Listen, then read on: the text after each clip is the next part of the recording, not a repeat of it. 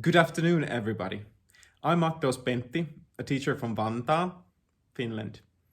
I teach visual arts and film in an 800 pupil comprehensive school in Vantaa, which is located in the Finnish capital area. This year, the kids entering my classroom, it being online or physical classroom, they are ages 11 to 16. When the ongoing pandemic closed the schools in Finland last March, we were in a very new situation. It served us many challenges, but in my experience also many possibilities to update and evolve our practices as teachers.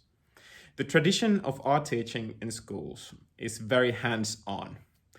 The learning is strongly bound to learning by doing through different mediums and techniques. This applies for the art that the pupils are producing, as well as the work we teachers do. We are accustomed to guide and coach our pupils hands-on and challenge them to improve their problem-solving skills with constant interaction throughout the lesson. Portfolios are gathered mainly physically in many schools, and the level of teaching technology skills varies much from school to school. Now that meeting face-to-face was prohibited, it felt like we had to build our teaching practices from ground up. How I can teach with only using a camera and microphone? That seems very difficult. Not anymore, but then it did. And when I'm used to working with living and breathing creative children, it felt like the pupils were far off, far away. So it felt very difficult.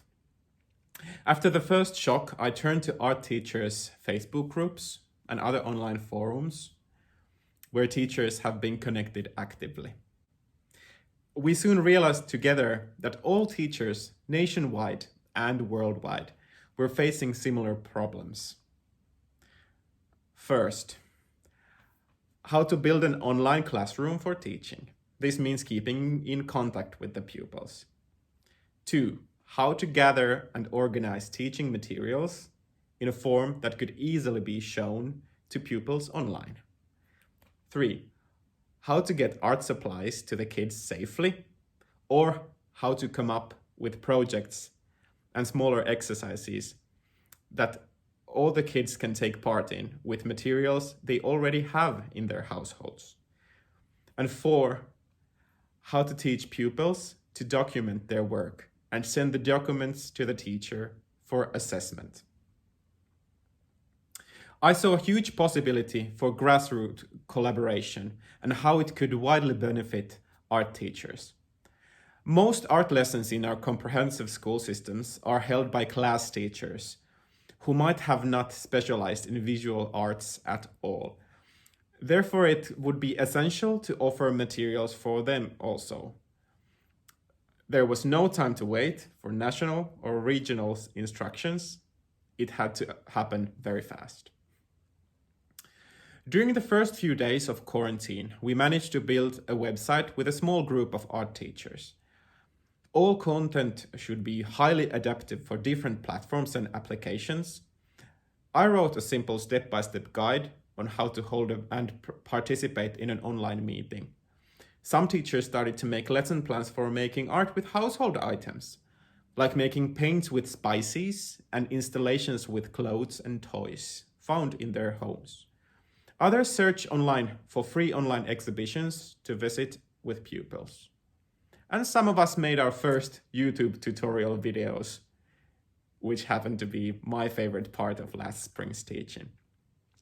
There is a massive data bank of material in our fingertips on the internet.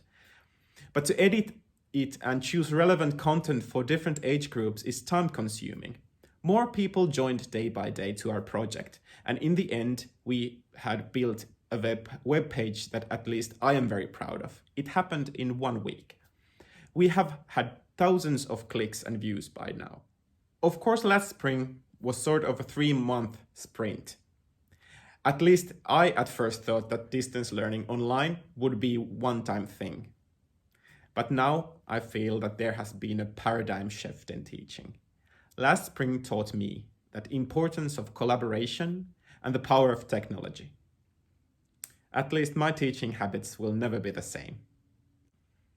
Thank you for this opportunity to speak to you, and have a nice day.